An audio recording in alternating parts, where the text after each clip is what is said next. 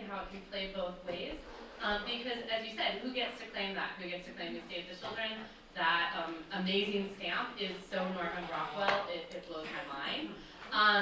And I was wondering, since at this time period, African American and Jewish leaders are concerned about the representation of African Americans in children's books, like Du Bois was very concerned about that. I'm wondering if did the censorship movement have any concerns about not a sort of contemporary.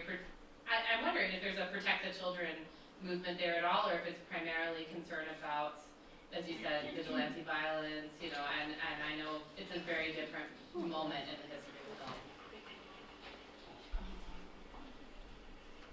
Two points, I think. One is that there is a sense that motion pictures are, and the racism of some motion pictures that they're concerned about is going to make a particular impact on children. So they are concerned with the child as the most vulnerable viewer, who's going to then, become, is going to be implanted, with these racist ideas. So that's around that issue.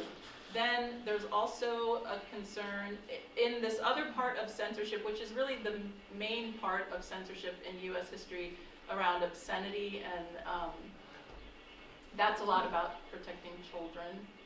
And so there are groups, the groups that I study, they are also interested in some obscenity activism, but not as much. So there's an interesting split between, anti-obscenity censorship and this more like the civil rights censors that I talked about. So, and women gain power as censors, and in a lot of cases as the people who can best represent children and best protect children.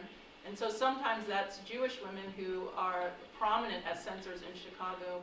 So they can censor for their race and for, children in particular.